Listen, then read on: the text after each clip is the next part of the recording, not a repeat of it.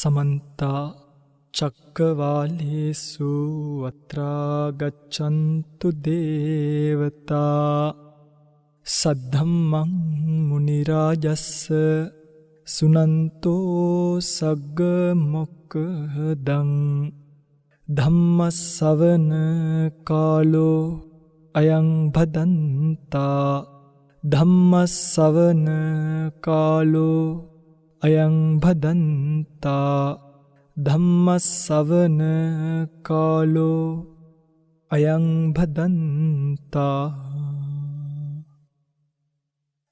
नमो तस्स भगवतो अरहतो सम्मा सम्बुद्धस्स नमो तस्स भगवतो अरहतो सम्मा सम्बुद्धस्स नमो तस्स भगवतो अरहतो सम्मा सम्बुद्धस्स। अत्तदीपा भिक्खवे विहरत अत्त सरना न अनन्य सरना धम्मदीपा भिक्खवे विहरत धम्म सरना न अनन्य सरनाति। सद्धर्म श्रवणाभिलाषी गुणबर वासनावंत पिंवत्नी භාග්‍යවත් බුදුරජාණන් වහන්සේ නම ලෝකයට පහළ වෙලා ලෝක සත්‍යය කෙරෙහි කරුණාවෙන් ලෝකයට ධර්මයේ දේශනා කරලා තියෙන කාලයක පිංගුතුන් අද දවසේ මේ සූදානම් වන්නේ සෑම බදාදා දිනකම net fm ධර්ම දක්ෂිනාව ඔස්සේ ශ්‍රවණය කරන්නට ලැබෙන බුදුරජාණන් වහන්සේ දේශනා කළ උතුම් චතුරාර්ය සත්‍ය ධර්මයෙන් බිඳක් කෙටියෙන් නමුත් ශ්‍රවණය කරලා තමන්ගේ මනස මේ ගෞතම බුදුරජාණන් වහන්සේගේ ශාසනය පලනෙලා ගන්න පුළුවන් තත්වයකට ගෙනල්ලා සෑම කාලයකම සත්වයා අතරමං වෙලා ඉන්න දෘෂ්ටීන්ගෙන් මිදිලා අවිද්‍යාවෙන් මිදිලා ලැබිය හැකි යම් විමුක්තියක් තියෙනවද බුදුරජාණන් වහන්සේ විසින් පනවා වදාළ වචන උපමා වලින් වර්ණනා කළ නොහැකි ඒ උතුම් නිර්වාණ ධාතුව සාක්ෂාත් කර ගැනීම පිණිස මේ උතුම් ධර්ම ශ්‍රවණමය කුසලයක් ධර්ම දානමය කුසලයක් හේතු වේවා කියන ප්‍රාර්ථනාවෙන් අද දවසේ මේ උතුම් ධර්ම දේශනාව මේ ආකාරයෙන් ධර්ම දක්ෂිනාව ඔස්සේ ශ්‍රවණය කිරීමට ලක්වැසි ලෝවැසි බොහෝ දෙනෙක්ට අවකාශය සලසා දෙමින් ධර්ම දේශනාවේ දායකත්වයෙන් කටයුතු කරන බව සිහිපත් කරලා තියෙනවා. වැලිගම මිදිගම පදිංචි NAM නන්දනී මෑණියන් KH සුභාෂිනී දිහිණිය ඇතුළු පවුලේ සියලු දෙනා විසින් අරමුණු වශයෙන් සිහිපත් කරලා තියෙන්නේ NAM නන්දනී මෑණියන්ට KH සුභාෂිනී දිහිණියට තුෂාර පොතනුවන්ට චම්මි ලේලි ඇතුළු දූ දරුවන්ට සත් ප්‍රාර්ථනා කරමින් ඉක්මන් භවයකදීම චතුරාර්ය සත්‍ය ධර්ම අවබෝධය වේවා කියන ප්‍රාර්ථනාවෙන් අද දවසේ මේ උතුම් පින්කම සිද්ධ කරන්නේ ලක්වැසි ලෝවැසි බොහෝ දෙනත් මේ උතුම් ධර්මයේ ශ්‍රවණය කර චතුරාර්ය සත්‍ය ධර්මය අවබෝධ කරගනිත්වා කියන සත්පුරුෂ ප්‍රාර්ථනාවෙන් ධර්ම දේශනාවෙන් අනතුරුව නම්ගම් සිහිපත් කරමින් පුණ්‍යානුමෝදනා කිරීමට බලාපොරොත්තු වෙන කාලයේ ධර්ම දේශනාව සඳහා යොමු කරගන්න. පින්වත්නි බුදුරජාණන් වහන්සේ නමක් ලෝකයට පහළ වුණාට පස්සේ සත්වයාට පුළුවන්කම ලැබෙනවා සෑම කාලෙකම සත්වයා හිර වෙලා ඉන්න සංසාරයෙන් මිදෙන්න. මේක හොඳට තේරුම් ගන්න. බුදු කෙනෙක්ගේ පහළවීමක් නැතුව සත්වයාට කිසිසේත්ම පුළුවන්කමක් ලැබෙන්නේ නැහැ තමන් මේ හිර වෙලා ඉන්න සංසාර චක්‍රයෙන් මිදෙන්න.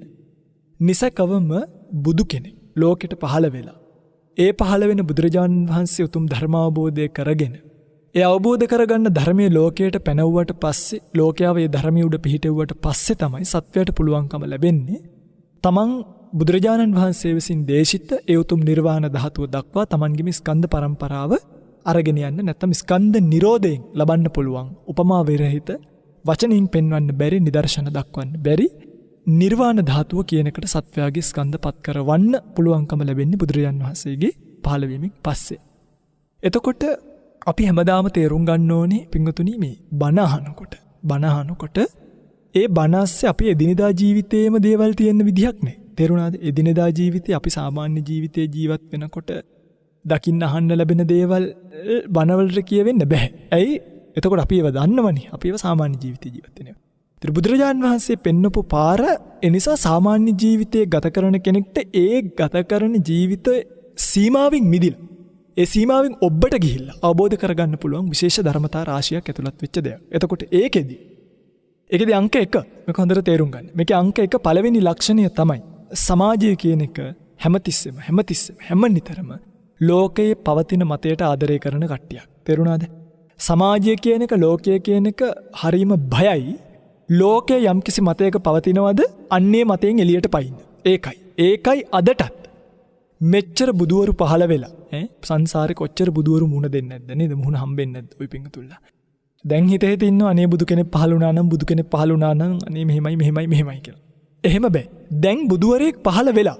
හැබැයි තවමත් මිනිස්සු තමන්ගේ ගත කරන එදිනෙදා පවතින සමාජ මතයෙන් ඔබට එන්න බයයින. එළියට එන්න බයයින. පැහැදිලිද මම මේ කියන එක? දැන් ඔබ බයයින. ඇත්තම කතාව මේ ධර්ම දක්ෂිනාව වේවා මෙච්චර කාලයක් මේ බණහපු මිනිස්සු තවමත් තමන්ගේ දරුවට නම දාන්න අකුරු බලන. කමක් නෑ. මම කියන්නේ අත්‍යවශ්‍ය නෑ. අත්‍යවශ්‍ය. සිද්ධාර්ථ කුමාරයාටත් දැම්මා. හැබැයි බුදුරජාණන් වහන්සේ මේ පැවිදි වෙන ස්වාමීන් වහන්සේලාට නම් දාන්න අකුරු හොයෝ හිටියල්. අන්න ඒක. එතකොට සුද්ධෝදන රජතුමා කරපු දේ නෙමෙයි අපි කරන්න ඕන. බුදුරජාණන් වහන්සේ කරපු දේ. තාමත් නැකත් බලනවා. ඒවට. තවමත් මොට්ටුව තියාගන්න ඕනි නැත්තම් බයයි ඇස්වහවදී කිය. හරි. තවමත් සතියට දවස් 2ක් අපේ මිනිස්සු අවමංගල්‍ය කරන්නේ නැහැ. ඇයි කරන්නේ? මිනිස්සු පවතින රාමුවෙන් එළියට එන්න බයයි. මිනිස්සු දන්නේ නැහැ ඇයිද මේ දේවල් කරන්නේ. දැන් අඩි 6ක් වලට දාන්න එක බලන්නකොනේ. ඉතින් මේවට කියන්න ගියොත් බොහෝමයක් කාරණා තියෙනවා. දැන් සමහර වෙලාවට මං පහුගිය දවසක දැක්කා රුවන්වැලි මහා සෑය ගාව දෙවිවරු ඕන තරම් ඉන්න නිසා ඒ ස්ථානියට ගිහිල්ලා තමන් හොදට සුදු කිරි කැඳ වගේ දෙයක් පූජා කරලා හොඳ බිරිඳක් ප්‍රාර්ථනා කරොත් බිරිඳක් ලැබෙනවා කියලා. තමන්ට ගැළපෙන. ඉංගතුනි මේවා බුදුරජාණන් වහන්සේගේ ධර්මයත් එක්ක පටලවා ගන්න එපා. කරුණාකර. රුවන්වැලි මහා සෑය ගාවට යන්න. කිරි කැඳ බැරි නම් ඕන එකක් පූජා කරන්න. කමක් නැහැ. හැබැයි බුදුරජාණන් වහන්සේගේ මේ අති ගාම්භීර ධර්මයේ සිල්ලර වචන ගානින් කතා කරලා ඒ සිල්ලර වචන වලට මේ ධහම එබුවොත් ඔබේ රාමුව ඇතුළට මේ ධහම ඔබා ගත්තොත් ඔබට අහිමි වෙන්නේ පොඩි පහේ අවස්ථාවක් නෙමෙයි. ලෝකෙ පහළ වෙච්ච බුදුවරයෙක් අවබෝධ කරපු දර්ශනයයි ඔබට අහිමි වෙන්නේ. මේ හොඳට තේරුම් ගන්න පිටුතුනි. අදත් මිනිස්සුන්ට නිවන් දකින්න බැරි වුණා නම් ඒ බැරි වුණේම සහ නිවන් දැකපු යම් උතුමෙක් ඉන්නවා නම් ඒ නිවන් දැකපු උතුමෝ සම්පහදණී වුණේම කාරණාවක් මත පදනම් වෙලා. ඒ තමයි නිවන් නොදක හැමදාමත් සසර හිර වෙච්ච මිනිස්සු පවතින රාමුවෙන් එළියට පයින්න බය වෙච්ච මිනිස්සු. හැබැයි නිවන් දැකපු උතුමු බලන්න දැන් අර මට මතකයි කෝරව්‍ය රජතුමා රට්ටපාල සූත්‍රයේදී රට්ටපාල කුමාරයා ගාවට ඇවිල්ලා අහනවා මේ රට්ටපාල ඇයි මහාන වුනේ? මිනිස්සු මහාන වෙන්නේ වයසට ගියාම. මිනිස්සු මහාන වෙන්නේ ලෙඩ වුණාමනේ. මිනිස්සු මහාන වෙන්නේ ඥාති නැති වුණාම. මිනිස්සු මහාන වෙන්නේ සල්ලි නැති වුණාම. ඇයි මහාන වුනේ? අන්න බලන්න. කෝරව්‍ය රජතුමා මහානකම දැක්කේ සමාජයේ පවතින රාමුවේ. මේ බුදුවරයෙක් පහළ වෙලානේ. හැබැයි කෝරව්‍ය රජතුමා සමාජයේ දැක්කේ පවතින රාමුව තුල. හැබැයි රට්ටපාල කුමාරයා තමන්ගේ ගිහි කාලෙදිම පවතින රාමුවෙන් ඔබට ගියා. අස්සකෝ ලෝකෝ සබ්බං පහය ගමනීය. හැමදෙනෙක්ටම ලෝකේ දේවල් දාලා යන්න වෙනවා. අතානෝ ලෝකෝ අනබිස්සරු. මේ ලෝකේ කිසිම පිළිසරණක් නැති එක. පවතින රාමුවෙන් එළියට ගියා. අජාසත්ත සාමාන්‍ය ඵල සූත්‍රයේදී 500ක් භික්ෂුන් වහන්සේලා වැඩි ඉන්න තැනට එනවා. එනකොට එතන හරිම නිහඬයි. 500ක් ඉන්නවා. අජාසත්ත බය වෙනවා. බය වෙලා අහනවා මේ ඔබ මම මරන්න එක්කන් ආව නේද? නෑ. ඇයි? අජාසත්ත බැලුවා ලෝකේ පවතින රාමු 500 දෙනෙක් ඉන්නවනම් එතන අර ටිකක් තියෙන්න ඕනේ සිල්ලර කඩේ වගේ. නෑ. භික්ෂුන් වහන්සේලා එහෙම නෙමෙයි. පවතින රාමුවෙන් එළියට ආපු තුමු. සිද්ධාර්ථ කුමාරයා කියන්නේ පවතින රාමුවෙන් එළියට ගිය උතුමේ. එනිසයි ඒ පවතින රාමුවෙන් එළියට කල්පනා කිරීමේ චිත්ත ශක්තිය උන්වහන්සේට තිබ්බ නිසයි. මතකද බෝසත් කාලේ? මේවා හොඳට තේරුම් ගන්න.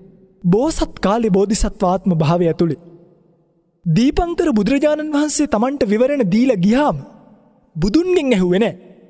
තමන් තනියම අදිෂ්ඨාන කළා මොන පාරමිතාද පුරන්නේ කියලා. ඒ වෙලාවේ 10 වතාවක් මේ පොළව දසපාරමී කල්පනා කරද්දී කම්පා වුණා කියන. තනියම කල්පනා කළා. ඒ චිත්ත ශක්තිය කොච්චරක්ද කියනවා නම් සිද්ධාර්ථ කුමාරයා උපදින කාලේ ලෝකෙ මිනිස්සු ඕන තරම් මැරුණා. ලෝකෙ මිනිස්සු ඕන තරම් ලෙඩ වුණා. ඒ යථාර්ථය සුද්ධෝදන රජතුමාලා දැනගෙන හිටියා. ඒ යථාර්ථය මහා මායාවගේ මරණයෙන් සුද්ධෝදන රජතුමාලා අවබෝධ කරගෙන හිටියා. හැබැයි සිද්ධාර්ථ කුමාරයා ඉපදුනාට පස්සේ සතර පෙර නිමිති දැකලා මේ පවතින රාමුවෙන් ඔබට හිතයි කියන බයටම සුද්ධෝදන රජතුමාලා තමන්ගේ රාජ්‍යයේ හිටිය ඇත්ත වැහුවා. තේරෙනවද මම කියන්නේ? වයසට ගිය මිනිසුන් අයින් කරා. ලෙඩ වෙච්ච මිනිසුන් අයින් කරා. හැබැයි සුද්ධෝදන රජතුමාලත් ඇත්ත දැනගෙන හිටියා. හැබැයි මේ පවතින රාමුවෙන් එළියට එන්න ඒ උතුමන්ට බියක් තිබ්බා. සිද්ධාර්ථ කුමාරයා මහල්ලෙක් ලෙඩෙක් මලකඳක් පැවිදිරුවක් දකින පළවෙනි වතාවෙම පවතින රාමුවෙන් එළියට ගිහිල්ලා කල්පනා කළා. ඒ කල්පනා කිරීම නිසා තමයි ආලාර කාලාම උද්දකරාම පුත්ත වැනි ශාස්ත්‍රු ගාවට ගියේ. ඒ ශාස්ත්‍රුන් වහන්සේලා තමන් අවබෝධ කරගත්තු වඩාගත්තු සමාධිය සිද්ධාර්ථ ලැබුවට පස්සේ බෝසත් උතුමු තමන්ගේ ශ්‍රාවකයෝ දෙකට කරගෙන ජීවත් වෙමු කියලා ආරාධනා කළා. හැබැයි සිද්ධාර්ථ කුමාරයා ඒ රාමු හිර වුණේ නැහැ. සිද්ධාර්ථ බෝධිසත්වය ඒ රාමු හිර වුණේ නැහැ. ඒක නෙමෙයි සිද්ධාර්ථ බෝධිසත්වය බලපු රාමු. ගිහිල්ලා 6 අවුරුද්දක් දුෂ්කර ක්‍රියා කළා. 6 අවුරුද්දක් දුෂ්කර ක්‍රියා කරලත් අත්ත කිලමතාවනි යෝගයෙන් තමයි එකල මිනිස්සු බොහෝමයක් හිතන් හිටියේ දෘෂ්ටි ගණනාවක් තිබ්බා. බහුතරයක් දෙනා හිතන් හිටියේ අත්ත කිලමතාවනි යෝගයෙන් තමයි සම්මා සම්බුද්ධත්වය අවබෝධ කරගන්න පුළුවන් කියලා. ඒ මතයට කොණ්ඩඤ්ඤ වප්ප බද්ධිය මහානාම අස්සජී කියන පස්වග මහණුනුත් මහාන වෙන්න කලින් තාපස කාලේ ඒ මතයට තමයි මුල් තැන දීලා තිබ්බේ. නේ ඔයගොල්ලෝ මතක ඇති. ඔය කොණ්ඩඤ්ඤ කියන තාපසතුමා අපිට හොඳ උපමාවක් මේකට. මේක හොඳට අහන්න පිංගුතු. මේවා ඇහුවේ නැත්තම් කිසි දවසක මේකෙන් ඈතර වෙන්න වෙන්නේ නැහැ. එතකොට මේව හොඳට අහගන්න. කොණ්ඩඤ්ඤ තාපසතුමා කියන්නේ බොහොම මේ පුරුෂ ශක්තියක් තිබ්බ උතුමෙක්. එනිසයි තමන්ට වඩා ජේෂ්ඨ බමුණු 107 දෙනෙකුගේ මතය කඩලා තමන් 16 අවුරුදු වියේදීම තරුණ කාලේ මුරණ්ඩු කාලේනේ එක ඇඟිල්ලක් කුසල රජතුමාට කියන ඔබේ පුතා මහාන වෙනවමයි. ඔබේ පුතා බුදු වෙනවමයි. එක ඇඟිල්ලක් කුසලා කිව්වා. ඒ තමයි කොණ්ඩඤ්ඤ දැකපු සත්‍ය. ඒ තමයි කොණ්ඩඤ්ඤ තාපසයා දැකපු තමන්ගේ උගත්කම. ඒ තමයි කොණ්ඩඤ්ඤ තාපසයාගේ බුද්ධිය. හැබැයි ඒ විශ්වාසයෙන්ම 6 අවුරුදු දුෂ්කර ක්‍රියා කරනකොටත් ළඟ ඉඳලා සිද්ධාර්ථ කුමාරයා තමන්ගේ බෝධි චිත්තය මෙහෙवला අත්තකිලමතාණු යෝගයත් කාමසුකල්ලිකාණු යෝගයත් අතහැරලා පවතින රාමුවෙන් එළියට යද්දී සමාජ පැවතිච්ච මතෙන් එළියට යද්දී සමාජයකට පැවතිච්ච මතය පාගනකොට සත්‍ය දැනගෙන හිටපු කොණ්ඩඤ්ඤටත් සත්‍ය දැනගෙන හිටිය පස්වග මහණුන්ටත් ඒකාන්තයෙන් ඇඟිල්ලක් ඔස්සලා බුදු වෙනවමයි කියපු කොණ්ඩඤ්ඤ තාපසයා සත්‍යයට බුද්ධියට යථාර්ථයට වඩා පවතින රාමුවට බියෙන් පවතින රාමුවේ හිර වෙලා සිද්ධාර්ථවත හැරියා. සිද්ධාර්ථ බෝසත් උතුමෝ එදා පවතින රාමුව හිර වුණා නම් අද අපිට ගෞතම කියලා බුදුරජාණන් වහන්සේ නමක් නැහැ. සිද්ධාර්ථ කියලා බුදුරජාණන් වහන්සේ නමක් නැහැ. හැබැයි සෑම තිස්සම අත්ත දීපා භික්කවේ විහෙරත අත්ත සරණ තමන්ට තමන් විතරයි සරණ ධම්ම දීපා භික්කවේ විහෙරත ධම්ම සරණ තමන්ට ධර්මයේ විතරයි සරණ කියපු භාග්‍යවත් බුදුරජාණන් වහන්සේගේ දර්ශනය පූර්ව භාග පූර්ව යෝග පෙන්නමින් එදා මධ්‍යම ප්‍රතිපදාවට අනුගත වුණා. අනුගත වෙලා තමන් වහන්සේ ධර්මය අවබෝධ කරා. අවබෝධ කරගෙන උන්වහන්සේට ආවනේ කල්පනාවක් මම මේ බණ කියනවද නැද්ද කියලා. ඇයි? මිනිස්සු පවතින රාමුවෙන් එළියට එන්න බයයි. මිනිස්සු පවතින රාමුවෙන් එළියට එන්න බයයි. මිනිස්සු කැමති නැහැ අදටත් අනිච්ච සංඥා වඩන්න කැමති නැහැ. අසුභ සංඥා වඩන්න කැමති නැහැ. පෞල් ජීවිතේ පාවෙයි කියලා. මරණ සතිය වඩන්න කැමති නැහැ. මැරෙයි කියලා හිතෙනවා. මොනවද මේ කරන්නේ? බිත්තරයක් ඇතුළේ හිර වෙච්ච කුකුල් පැටවු වගේ. බිත්තරයක් ඇතුළේ හිර වෙච්ච කිකිලි පැටවු වගේ ලෝකේ පවතින රාමුව හිර වෙලයි. ඒ රාමුවෙන් ගැලවෙන්න කවුරු හරි කෙනෙක් මොනවා හරි කිව්වොත් ඒක සමහරක් විට සැරපරුෂ ගාන්ට තමයි බොහෝ අය ගන්න. උදාහරණයකට මම ගන්නම් ශ්‍රද්ධාව කියන එක. ශ්‍රද්ධාව අපිට මේ ගැන කතා කරන්න හොඳ මාතෘකාවක් සපයනවා. බොහෝ දෙනෙක් වරදවා ගන්න, බොහෝ දෙනෙක්ට අහු නොවෙන, බොහෝ දෙනෙක් සිල්ලර වචන ගානයකට දාලා කතා කරන වචනයක් අද වෙනකොට ශ්‍රද්ධාව. හැබැයි ශාසනය ඇතුළේ ශ්‍රද්ධාව කියලා කියන්නේ මහ පුදුම විදියට විහිදිලා ගිය එකක්. මේව හොඳට තේරුම් ගන්න. ශ්‍රද්ධාව කියලා කියන්නේ ලේසි පහසු දෙයක් නෙවෙයි. සද්ධාය තරති යෝග අලති.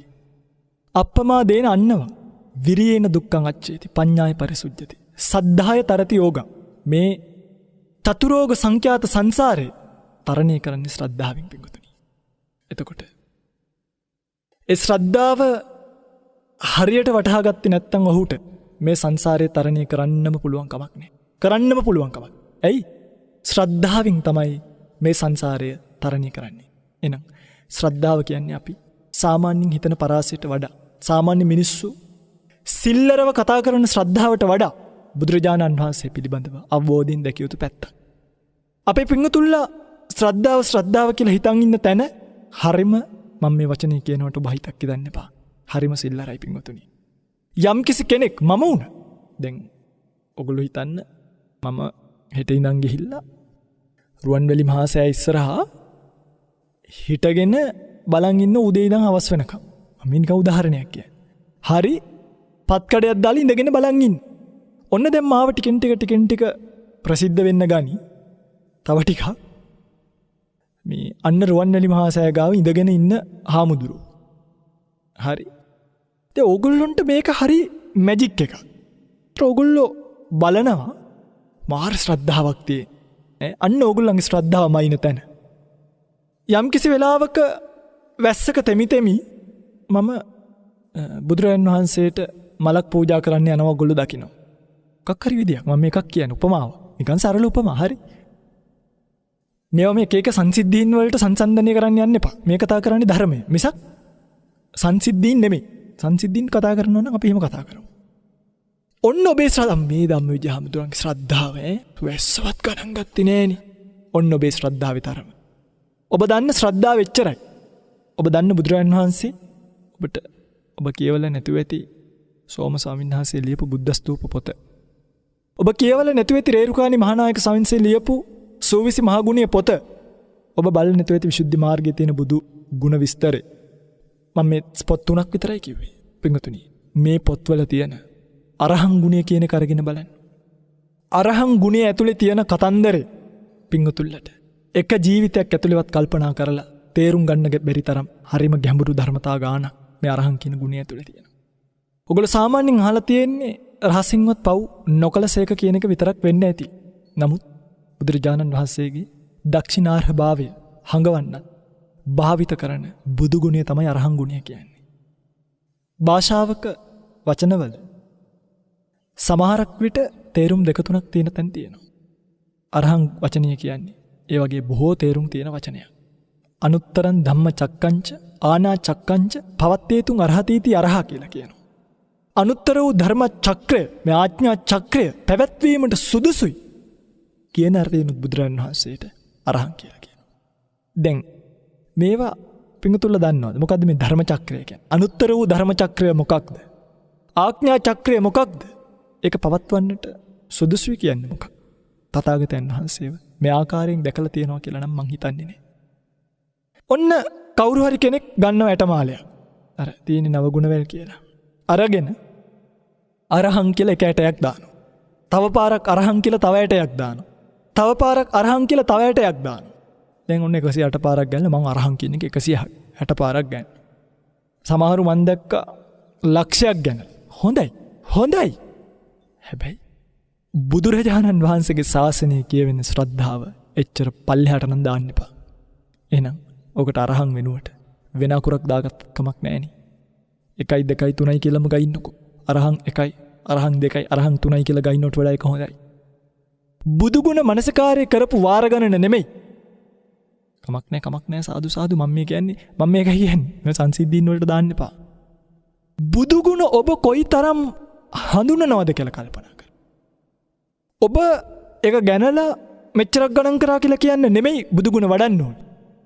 ඒ අරහං ගුණය ඇතුලේ තියෙන ගුණ කඳ පිළිබඳව අවබෝධයක් අපිට බුදුරණන් වහන්සේ පිළිබඳව ඇති වෙන්නයි. මේවා තියෙනවද බලන්න. මේවා නෑ. මේවද බොහෝ දෙනෙක්ට නෑ. ශ්‍රද්ධාව වැඩි වෙලා කොච්චර වැඩි වෙලාද කියනවනම් ප්‍රඥාවට පුංචිවත් ඉඩක් නෑ. අන්න ඒ නිසාම කියලා තියෙනවා. ඒ නිසාම කියලා තියෙන හොඳට මතක තියාගන්න මේ මගේ වචන එහෙම නෙමෙයි. හරි? බලවන්ත ශ්‍රද්ධාව කියන එක මන්ද ප්‍රඥාව කියන එක මුද්දප්පසන්නෝ හෝති අවත්තුස්මින් පසීදති. ශ්‍රද්ධාව බලවත් වෙලා ප්‍රඥාව මොට වෙච්ච ගමන් මොකද වෙන්නේ? නුවණ මදි පුද්ගලයා මුද්දප්පසන්න කියලා කියනවා. මෝඩ පැහැදීම් ඇත්තේ අවත්තුස්මින් පසාදති. පැහැදෙන්න ඕනේ නැති තැන්වලත් පහදිනවා. දැන් අපි දැකලා නැද්ද මේ වර්තමානයේ ලංකාවේ තුලේ මොනවට පිංගුතුනි වැඩක් මේ වගේ කතා කරලා වැඩක් නැහැ. ප්‍රඥාවේ මදිකමයි. ප්‍රඥාව තියෙනවා. ශ්‍රද්ධාව කියන එක බැලන්ස් වෙන්නේ ප්‍රඥාව කියන එක යම් තාක් දේ තරමි. පිංගත්නි. හොඳට මේ කියන කාරණාව තේරුම් ගන්න. බුදුරජාණන් වහන්සේ කියන්නේ තවත් ආගමක කතෘ කෙනෙක් නෙමෙයි. තවත් ආගමක් හොයාගත්තු කතෘ කෙනෙක් නෙමෙයි. එහෙම කියනවා නම් යමෙක් එහෙම කියනවා නම් ඔයගොල්ලෝ හිතන් ඉන්නේ එහෙම. තව ආගම් තියෙනවා නානත්ත විදිහට. බුදුහාමුදුරුවෝ කියන්නේ එක ශාස්ත්‍රීය කෙනෙක් විතරයි කියලා නෑ. මතක තියාගන්න අනිත් හැම ශාස්ත්‍රූම කිව්වේ තමන් ඊශ්වරයි කියලා. බුදුරජාණන් වහන්සේ විතරක් කිව්වා. මම මිනිස්සෙක්. හැබැයි මනුෂ්‍යත්වයෙන් අවබෝධ කළ යුතු ධර්මතාව අවබෝධ කළ. කෝ එතකොට? මනුෂ්‍යත්වයෙන් අවබෝධ කර යුතු ධර්මතාව අවබෝධ කර මිනිසෙක්. හැබැයි ඒ මනුෂ්‍ය බව සාමාන්‍ය මනුෂ්‍ය භාවයට වඩා බොහොම වැඩි නිසා ඒකට පහුකාලීනව අතිමානුෂ කියලා හඳුන්වලා දීලා තියෙනවා. අංගුත්තර චතුක්ක නිපාතේ තියෙන ඉන්ද්‍රිය වර්ගයේ සද්ධා බල කියලා සූත්‍රයක්. මේ සද්ධා බල කියන සූත්‍රයේදී බුදුරජාණන් වහන්සේ විස්තර කරනවා චත්තාරිමානි භික්කවේ බලානි කතමානි චත්තාරි සද්ධා බලං විරිය බලං සති සමාධි කියලා තවත් ඉතින් විස්තර කරනවා. බල හතරක් ගැනනේ. සද්ධා බලං. මෙන්න මේ ශ්‍රද්ධාව ආයුධයක් නෙමෙයි. ශ්‍රද්ධාව හේතුවක් නෙමෙයි. ශ්‍රද්ධාව බලයක් බවට පත් වෙන්න. බලයක් බවට පත් වෙන්න.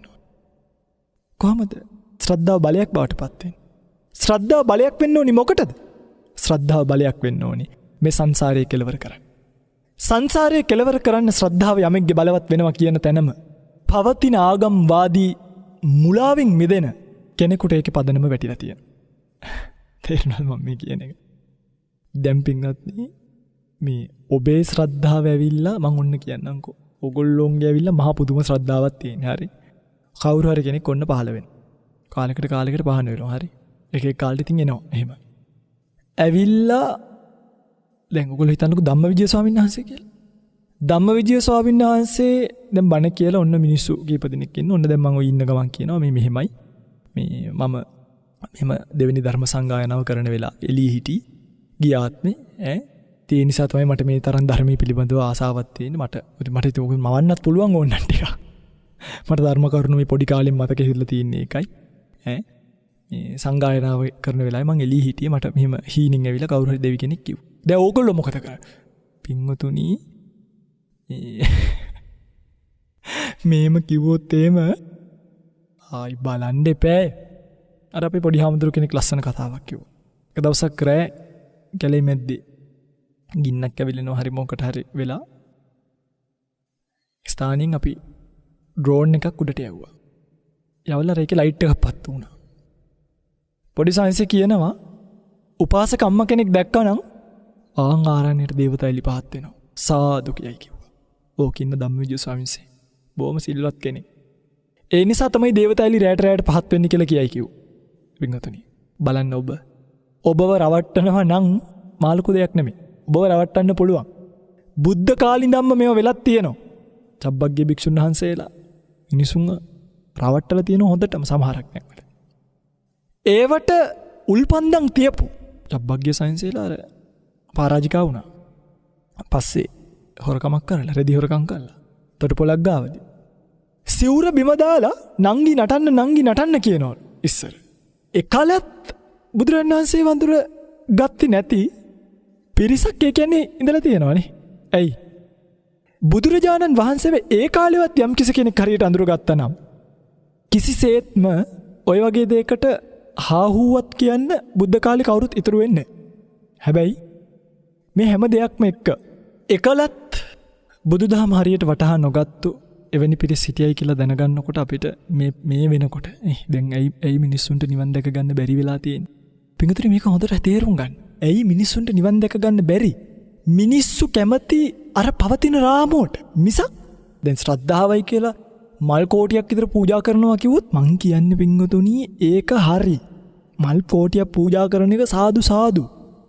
ශ්‍රද්ධාව කියන එකට දාන්න එපා ඒක. ශ්‍රද්ධාව කියන මහා ගම්බීර වචනේ එක දශමයක් විතරයි ඒක. ඇයි? මගේ දේවල් නෙමෙයි.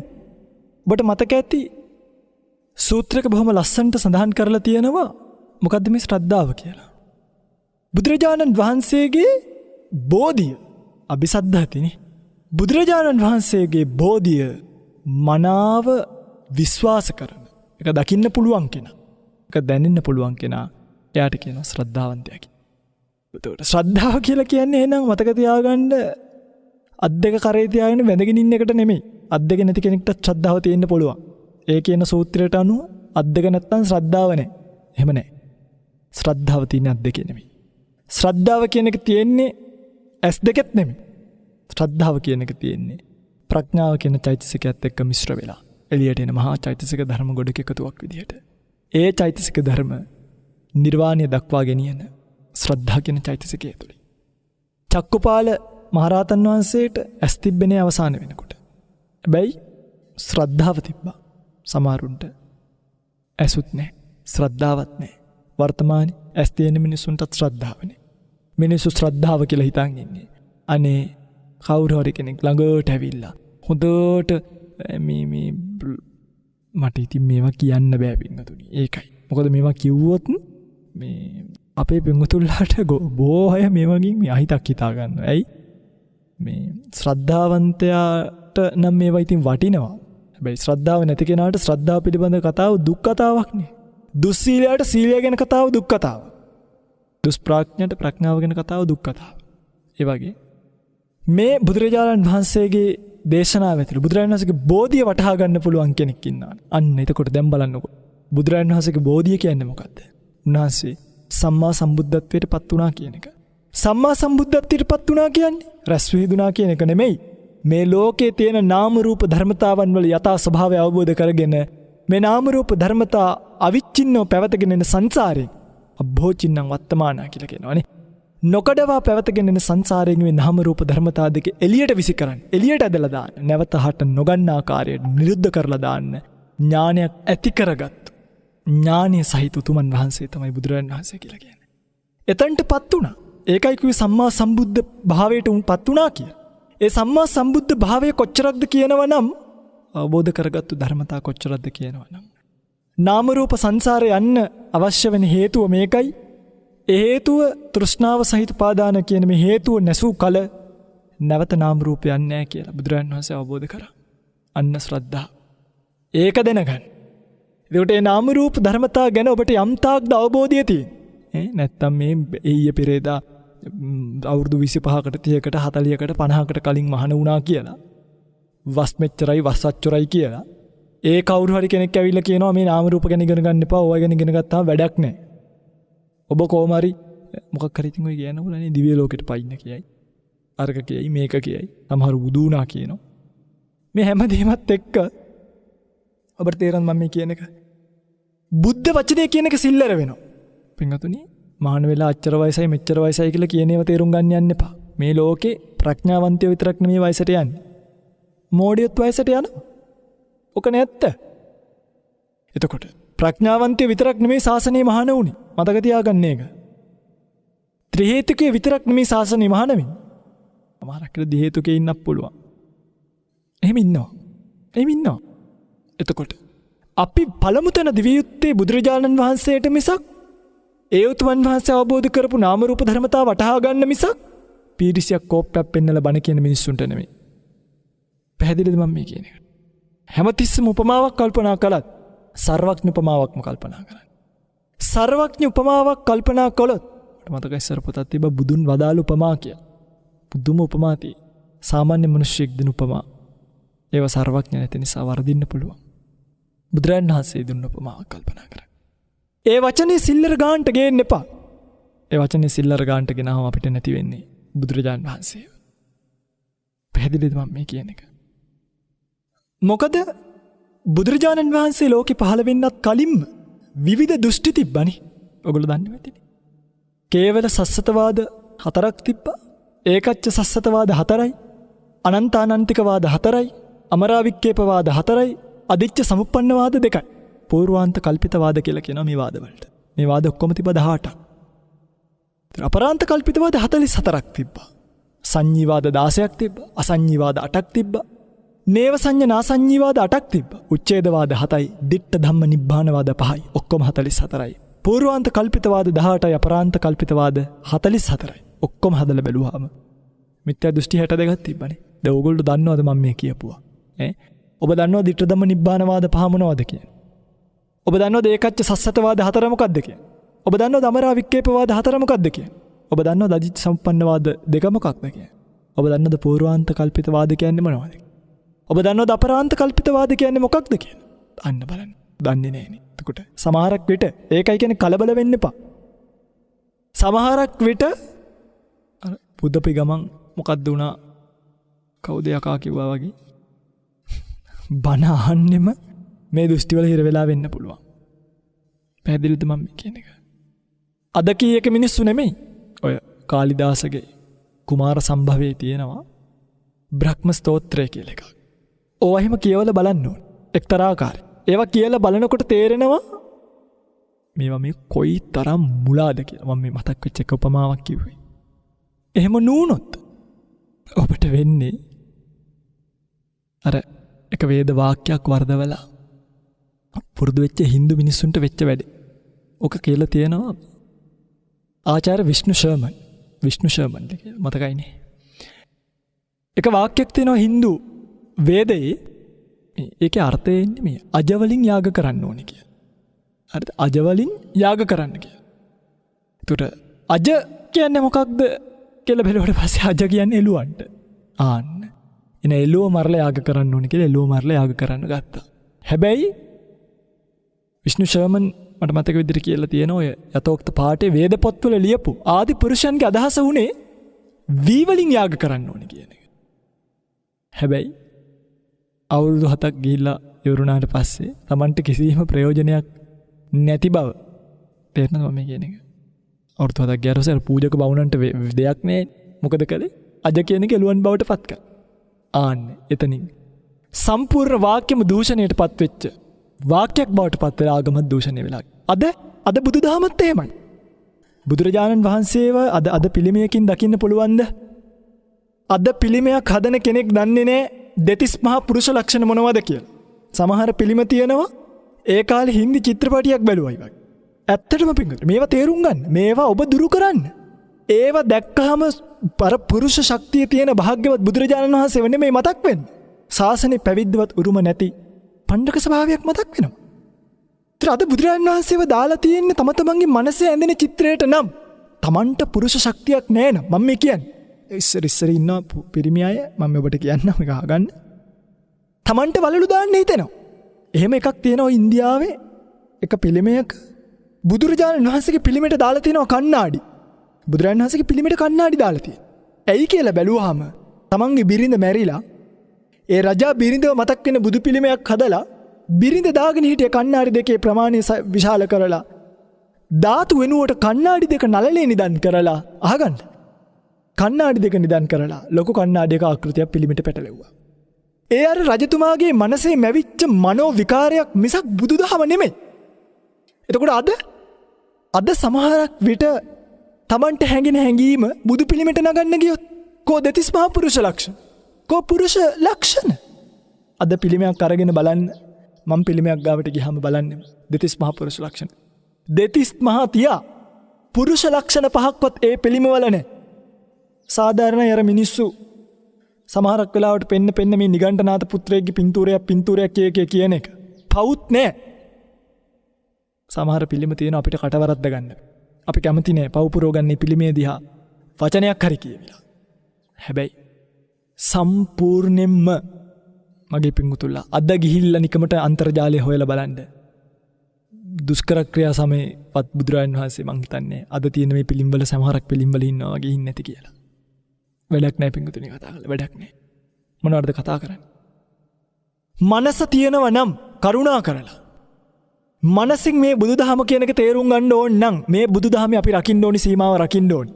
අපි ඕන එක්කෙනාගේ හිතලු ශ්‍රද්ධාව නෙමෙයි. බුදුරජාණන් වහන්සේ පනවපු ශ්‍රද්ධාව වෙන්න ඕනි. ගරු කළ යුත්තේ එක එක්කෙනා මම මේ ධම්මවිජයසායසය කියන වචනයට නෙමෙයි. ඔබ බලන්න මේ මම මේ කියන එක ඇත්තද කියලා. බුදුරජාණන් වහන්සේගේ බෝධි අபிසද්ධාන්තීති සත්තා බෝධි. බුදුරජාණන් වහන්සේගේ බෝධිය මනවින් වටහා ගන්නවාද යම් කිසි කෙනෙක්. අදහා ගන්නවා. එයාටයි ශ්‍රද්ධාවන්තයා කියලා කියන්නේ. බලන්න මේව නැද්ද කියලා. එතකොට යම් කිසි කෙනෙක් එකපාරටම අභිධර්මයේ හොඳ නැත, නාම රූප හොඳ නැත කියලා කිව්වට පස්සේ අනේ සාදු සාදු හොඳ නැහැ කියලා අයින් කරන්නේ නැතුව පිරික්සන්න. මේක මාර වැඩක් වෙන්නේ පිංගතුනි ඉස්සරහට. ඇත්තටම මම මේ කියන්නේ අපි මේ බණ කිය කරන බොරුවක්ද කියලාත් මට හිතෙනවා. කවුරුත්ම මේව අහන්නේ නැද්ද? කවුද අපිට ආරාධනා කරන්නේ එතකොට මේ බණට? කාටවත්ම මේ ඔළුවට යන්නේ නැද්ද? මිනිස්සු මේක තේරුම් අරගෙන තමන්ගේ රාමුව කඩා ගන්න නැද්ද? අපි මොකද්ද මේ කරන්නේ? ඔගොල්ලෝ ස්වාමීන් වහන්සේලා පාවිච්චි කරන්නේ ඔගලන්ගේ මියගිය ඥාතියගේ නම රේඩියෝ එකේ කියව ගන්නද? ඔගොල්ලෝ ස්වාමීන් වහන්සේලා පාවිච්චි කරන්නේ ඔගලන්ගේ රූපේ ටීවී එකේ දාගන්නද? ඔගොල්ලෝ ස්වාමීන් වහන්සේව පාවිච්චි කරන්නේ ඔගලන්ගේ පුණ්‍යානුමෝදනාව තර්ඩ් ලෝවර් එකේ යවා ගන්නද? ධර්මාවබෝධයක. ධර්මාවබෝධය කරන්න පාවිච්චි කරනවා නම් මෙන්න මේ ඈලි මෑලි ගති කඩන්න. මේ ඈලි මෑලි ගති කැඩුවේ නැත්තම් කායස්ස බේදා ဒုတိ ය චිත්ත වාරයෙන් කය විඳිය දෙවෙනි හිත වෙද්දිම නිරේ නිබ්බත්තෝ කියයි. අන්තිමට කියයි නිරේ නිබ්බත්තෝ කියලා. නිරේ පුදුනා කියයිනේ දේවදත්ත වගේ. දේවදත්තට එහෙම නුනේ. අෂ්ට සමාපatti පදවාගෙන හිටියේ. හැබැයි අවසානයේදී මොකද උනේ? ඒ සංඝ වේද කර්මය කරලා දෙවෙනි චිත්ත වාරයේදීම නිරේ පුදුනා අපි. කෝකාලික නේ බලන්න මේ පුංචි දේවල් මේ බුදුහාමුදුරුවෝ ළඟ ඉඳලානේ අර අග්‍ර ශ්‍රාවක උතුමන් වහන්සේලා උපවදිත්වා මේ ආක්‍රෝෂ පරිවර්ගල පදම නිරේ ඉපදුනා කියලා සිහිපත් කරනවා. මේවා ප්‍රඥාවෙන් වටහා ගන්නේ නැති වුණොත් පල් වෙවි ඉන්න වෙයි. තේරෙනවද? අර පොට්ටපාද කියන තර දාර්ශනිකයෙක් ඒ කාලේ හිටපු බුදුරජාණන් වහන්සේ ළඟට ආවා. බලන්න ඇවිල්ලා අහපු ප්‍රශ්න ස්වාමීනි සංඥා පුරුෂයාගේ ආත්මයේද නැත්නම් සංඥාවත් ආත්මයත් දෙකක්ද? බලනකොට මේ ප්‍රශ්නවත් තේරෙනවද කියලා උත්තර පැත්තකට දාන්න. බුදුරජාණන් වහන්සේ අහනවා ආත්ම කියලා අදහස් කළේ මොකක්ද? පොට්ටපාද. නැවත පොට්ටපාද පිළිතුරු දෙනවා. මේ සතර මහා භූතයන්ගෙන් ඉපදිච්ච කබලින්කාර ආහාරය අනුභව කරන්න ආත්මයන්ගෙන් අදහස් කළා කියලා. බුදුරජාණන් වහන්සේ අහනවා ආත්මයන්ගෙන් ඒ වගේ රූපයක් සලකනවා නම් සංඥාවත් ඒ ආත්මයත් එකක් නෙවෙයි දෙකක්. මොකද වෙන වෙන සංඥා උපදිනවා. පළමුව පැවති සංඥාව නිරුද්ධ වෙනවා. ඒ නිසා සංඥාව ආත්ම නොවන බව වටහා ගන්න පුළුවන්. බලන්නකෝ මේ සාකච්ඡා. ආද ඔයගලන්ට ඕවා කිව්වොත් නෑ ඕවා කිව්වොත් අම්මෝ ගැඹුරු බණක් කිව්වා. අප්පෝ ඒ හැමදෙරෝගේ බණ හොඳ නෑ. එහෙම නෙමෙයි මෙහෙම කිව්වොත් මං ඊයේ රෑ හීනෙන් බුදුරජාණන් වහන්සේව දැක්කා. සාදු කියන සාදු සාදු සාදු. ඔන්න ඔයගොල්ලෝ සාදු කියන තැන්. වැරදිලාවත් මේ ධර්මතාවය පිළිබඳව බණක් කිව්වොත් සාදු කියන්න තියා. ගෙදර හැන්න තමතක වෙනවා සමහරක් වෙලාවට. පින්වතුනි මේ බයිනව නෙමෙයි. මේක හොදට අහගන්න. මට ඕනි මේ පවතින රාමුවෙන් එළියට ගන්න. අපරාධේ මේ බණ ටික කියන්නේ ලේසියෙන් නෙමෙයි. ඒක හොඳට අහගන්න. මේ බණ ටික කියන්න මහ පුදුම කැපකිරීමක් ස්වාමීන් වහන්සේ නමක් විසින් කරන්න ඕනි. මං දන්නේ අනිවාර්යයෙන්ම සාමාන්‍ය ජීවිතයට වඩා එෆර්ට් එකක් වේගයක් චිත්ත බලයක් දාලා තමයි මේ බණ ටික කියන්නේ. ලේසි නෑ මේක. එනිසා මේක වටහා ගන්න ප්‍රඥාව අවදි කරගන්න නම් මම හිතනවා ඔබ අනිවාර්යයෙන්ම මේ රාමුවෙන් ගැලවෙන්න ඕනේ. ඔබ මරණයට බය වෙන කෙනෙක් නෙමෙයි. ඔබ මරණ සතිය කල්පනා කරන කෙනෙක් බවට පත් වෙන්න ඕනේ. ඔබ ගයක් හදන්න නැකත් බලන කෙනෙක් නෙමෙයි. ඔබ ගයක් හදන්න තැනක් බලන කෙනෙක් බවට පත් වෙන්න ඕනේ. ඔබ දරුවට ඇස්වාව දී කියලා මොට්ටු තියාගන්න කෙනෙක් නෙමෙයි. ඔබ දරුවව සත්පුරුෂ භූමිය පිහිටවන කෙනෙක් බවට පත් වෙන්න. කෝ මේවා? යන්න කැලණි පන්සලට කියනවට යන්න. ගිහිල්ලා බලන්න මිනිස්සු මොකද කරන්නේ කියලා. ස්ටූල් එකක් ගෙදරින් අරන් එනවා. තියාගන්න කොයි හරි පන්සල් භූමියේ කවුරු හරි ලියපු පිරිප්පොතක් ගන්නවා. මම මේ කියන්නේ ඒකේ තියෙනවා රන්වන් පාටින් දල්වන බෝධිය නිල්වන් පාටින් දල් ඔක්කොම කියනවා. කියලා ගෙදර යන. කෝ නිවන? කෝ බුදුදහම? මොනවද අවබෝධ කරගන්න? කෝ සත්‍ය පුද්ගලාත්ම භාව දෘෂ්ටි කඩපු තැන? ඒක තාලෙට කිව්වා කියලා තාලෙට සාදු කිව්වා කියලා නිවන් යන්න බෑ. නිවන සඳහා අවබෝධ කරගත යුතු ධර්මතාවය එකයි කිව්වේ බුදුරජාන් වහන්සේ ධර්ම දේශනාවට මාතෘකා කළ ගාථාව. ධම්ම දීපා භික්කවේ විහෙරත ධම්ම සරණ නානඤ්ඤ සරණ. කිසිම දෙයක් මැත්තේ පිහිටන්න එපා. බුදුරජාණන් වහන්සේ දේශනා කරපු ධර්මයේ සරණ පිහිටන්න. ධම්ම දීපා භික්කවේ විහෙරත ධර්මයේ දූපතක් කරගෙන ධර්මයේ උඩ වාසය කරන්න. වෙනත් තැනක පිහිටියොත් කිසිම දවසක ප්‍රතිඵලයක් නෙලා ගන්න පුළුවන් කමක් ලැබෙන්නේ. අද මිනිස්සුන්ට ධර්මයේ සරණක් වෙලා නැහැ පින්වතුනි. මිනිස්සු ධර්මයේ දන්නේ. මිනිස්සු කොහෙද ධර්මයේ මිනිස්සුන්ට ධර්මයේ එන්න එපා ධර්මයේ දැනගන්න. සමේ රාමෝ කඩන එකත් ලේසි නෑ. ධර්මය කියන්න මිනිස්සුන්ට ධර්මය තියෙන්න මේ වසංගත කාලයක්. ඔයගොල්ලෝ හිතන්න එක ස්වාමීන් වහන්සේ නමක් පටන් ගන්නවා කියන්න මොකද්ද මේ කාලේ හරි අමාරුයි. ඒ නිසා ගෙදරින්නම් වගා කරන්න පටන් ගන්න මෙහෙමයි අරකයි මේකයි කියලා. පිටරි මම මේ කාට සංසලාට මේ අරමුණු කරනවා නෙමෙයි. මොකද මම ගොඩාක් වෙලාවට වෙනත් ධර්මදේශන මට අහන්න වෙලාවක් අඩුයි මගේ වැඩත් එක්ක මම කරගන්න දේවල් එක්ක.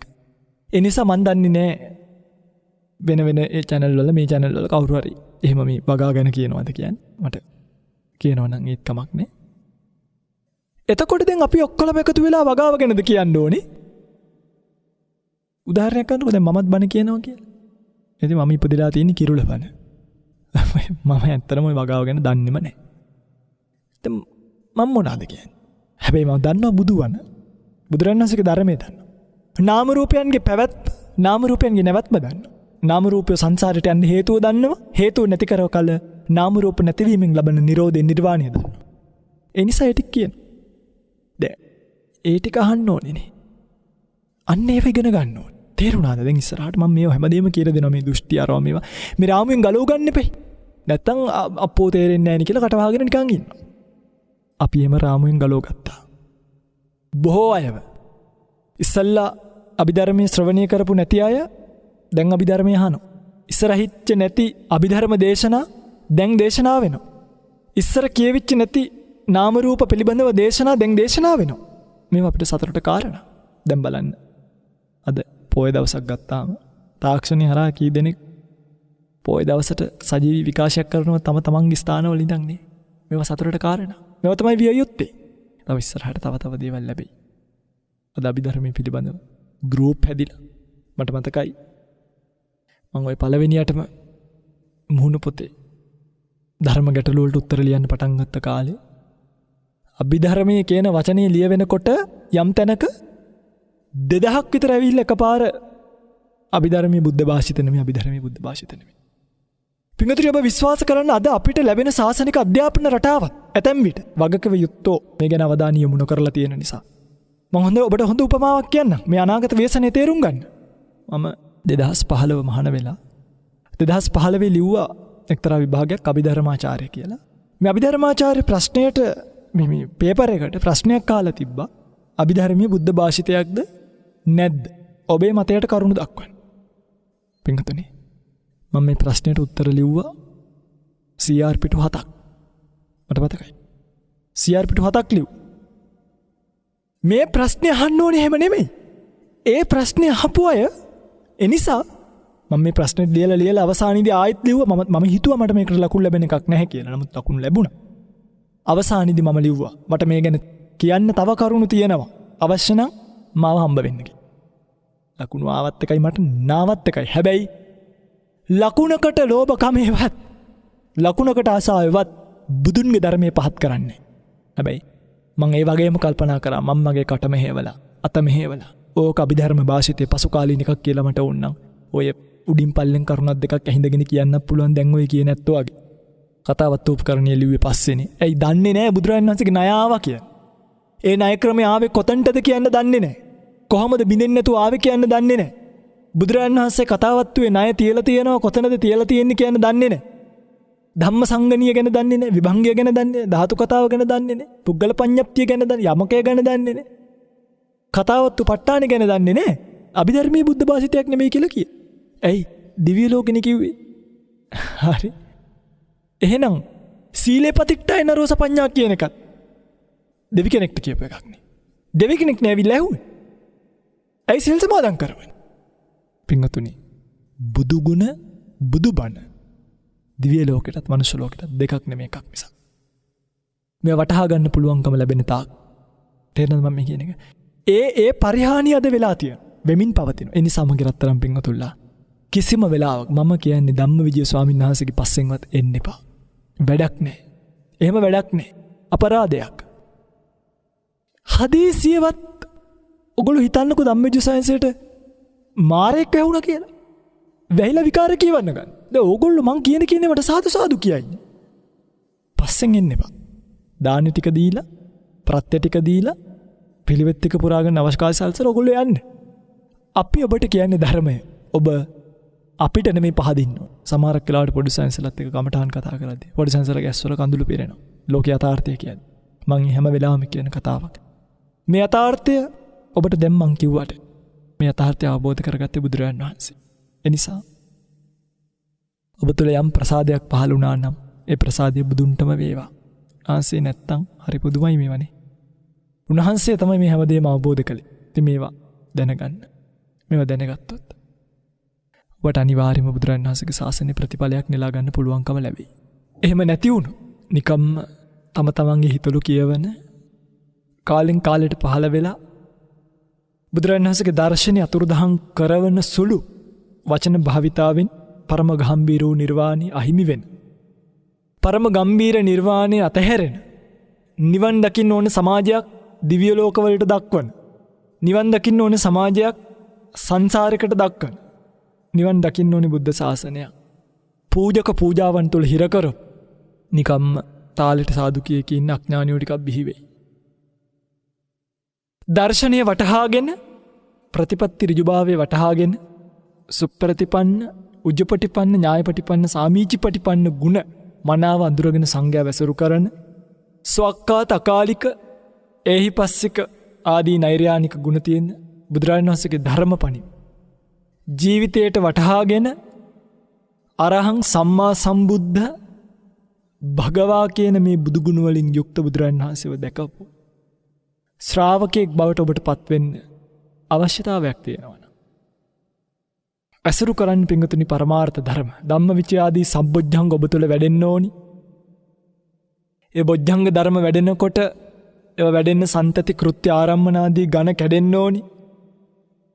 ඒව කැඩෙනකොට ඇතිවෙන නාම රූප පරිච්ඡේදාදී ඥාන සම්මස්සනාදී ඥාන උද්‍යව්‍ය භංගානුපස්සන බයිතපට්ඨාන ආදී ඥාන කෙලවර ලබන්න පුළුවන්.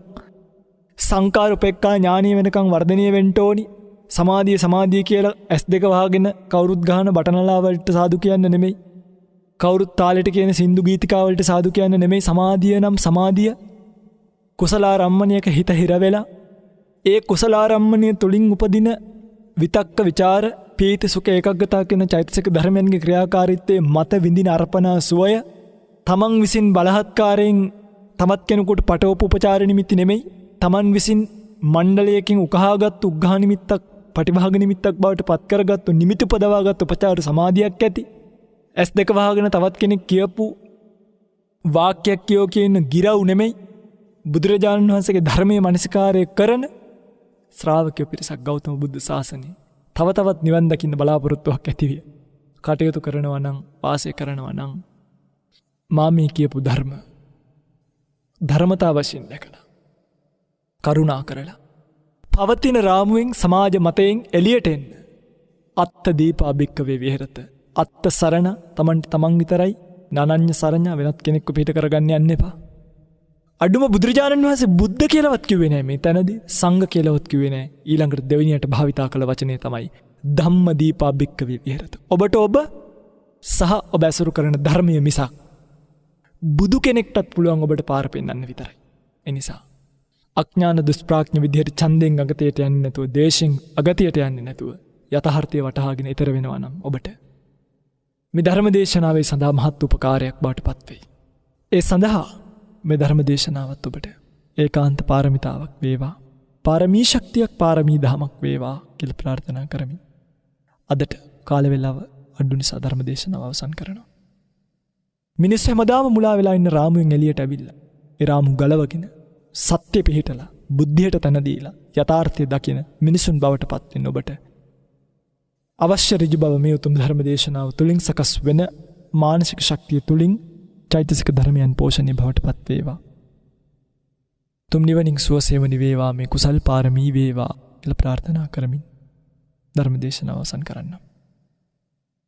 අද දවසේ මේ උතුම් ධර්ම දේශනාව ලක්වැසිලෝ වැසි බොහෝ දෙනෙක්ට ශ්‍රවණය කිරීමට අවකාශය සලසා දෙමින් ධර්ම දේශනාවේ විකාශන දායකත්වය ගැන කටයුතු කරන බව සිහිපත් කරලා තියෙනවා. වැලිගම මිදිගම පදිංචි එන්.ඒම් නන්දනී මෑණියන් කේච් සුභාෂිනී දිහිණිය ඇතුළු පවුලේ පිරිස අරමුණු වශයෙන් සිහිපත් කරලා තියෙන්නේ එන්.ඒම් නන්දනී මෑණියන්ට කේච් සුභාෂිනී දිහිණියට තුෂාර පුතාට චම්මිලි එළියට දූ දරුවන්ට ලසින්දි විහංගා මිනිබිරිය ඇතුළු පවුල සියලු දෙනාට සෙත් ප්‍රාර්ථනා කිරීම ඉක්මන් භවයකදී චතුරාර්ය සත්‍ය අවබෝධ වීම පිණිස මේ පින හේතු වේවා කියලා ප්‍රාර්ථනා කරලා තියෙනවා. රෝගාතුරව සිටින ජේවි සිරියාවති මෑණියන්ට නිදුක් නිරෝගී සුව ප්‍රාර්ථනා කරලා තියෙනවා. එන්නේ ජිනදාස පියාණන්ට සහ කේච් යසපාල ස්වාමි පුරුෂයාට ඇතුළු පවුලේ මීගේ සියලු දෙනාට පින් අනුමෝදන් කිරීමට බලාපොරොත්තු වෙන අද දවසේ මේ ධර්ම දේශනාව සිද්ධ කරන බව සිහිපත් කරලා තියෙනවා. පින්වතුනි, මේ පින්වතුන්ගේ ප්‍රාර්ථනා පරිදි අද දවසේ මේ රැස් කරගන්නට යෙදුණු කුසල ශක්තිය ඔවුන් ප්‍රාර්ථනීය පරිදි Tamanගේ නමින් පළමුව අපි අනුමෝදන් කරමු. මිය පරලොව යන්නට යෙදුණු සියලුම ඥාති හිත මිත්‍රාදීන්ට මේ පින් අනුමෝදන් වේවා. සංසාර ජීවිතයේ සූපත් භාවයට පත් උතුම් චතුරාර්ය සත්‍ය ධර්ම අවබෝධය වී උතුම් නිවනින් සුවසේම නිවෙන්නට මේ කුසල් හේතු වේවා, පාරමී වේවා කියලා කවුරුත් සාදු කියලා ප්‍රාර්ථනාවක් ඇති කරගන්න. ඒ වගේම නම් සිහිපත් කළ සියලු දෙනාටම මේ ගෞතම සම්බුද්ධ ශාසනයේ සීල සමාධි ප්‍රඥා ගුණ වඩාගෙන ප්‍රාර්ථනීය බෝධියකින් උත්තරීතර නිර්වාණ ධාතුව සුවසේම සාක්ෂාත් කරගෙන මේ ඝෝරතර භයානක සසරෙන් මිදී යන්න මේ කුසල් හේතු වේවා, පාරමී වේවා කියලා කවුරුත් සාදු කියලා ප්‍රාර්ථනාවක් ඇති කරගන්න. වෙහෙර විහාර ගම්දන වන සෙනසුන් ආරක්ෂා කරන අල්පේ ශාක්‍ය මහේශාක්‍ය සියලු දෙවියෝ මේ පින් අනුමෝදන් කරගෙන දෙව්ලොව සැනසෙත්වා. දෙවියන්ද පතන බෝධියකින් උත්තරීතර නිර්වාණ ධාතුව සුවසේම සාක්ෂාත් කරගෙන තුම් නිවනින් සුවසේම නිවේවා. මේ කුසල් පාරමී වේවා, පාරමී ශක්තියක් වේවා, පාරමී ධම් පිරේවා කියලා ප්‍රාර්ථනා කරනවා. එහෙම ප්‍රාර්ථනා කරමින් අද දවසේ මේ ධර්ම දේශනාව අවසන් කරන්න ඔබට දෙවියන්ට පින් අනුමෝදන් කරමු. මමත් සමගම ධර්ම දේශනාව අවසන් කිරීමට. එත්තාවතාච අම්හෙහි සම්භතං පුඤ්ඤ සම්පදං සබ්බේ දේවා අනුමෝදන්තු සබ්බ සම්පත්ති සිද්ධියා. එත්තාවතාච අම්හෙහි සම්භතං පුඤ්ඤ සම්පදං සබ්බේ භූතා අනුමෝදන්තු සබ්බ සම්පත්ති සිද්ධියා. එත්තාවතාච අම්හෙහි සම්භතං පුඤ්ඤ සම්පදං සබ්බේ සත්තා අනුමෝදන්තු සබ්බ සම්පත්ති සිද්ධියා.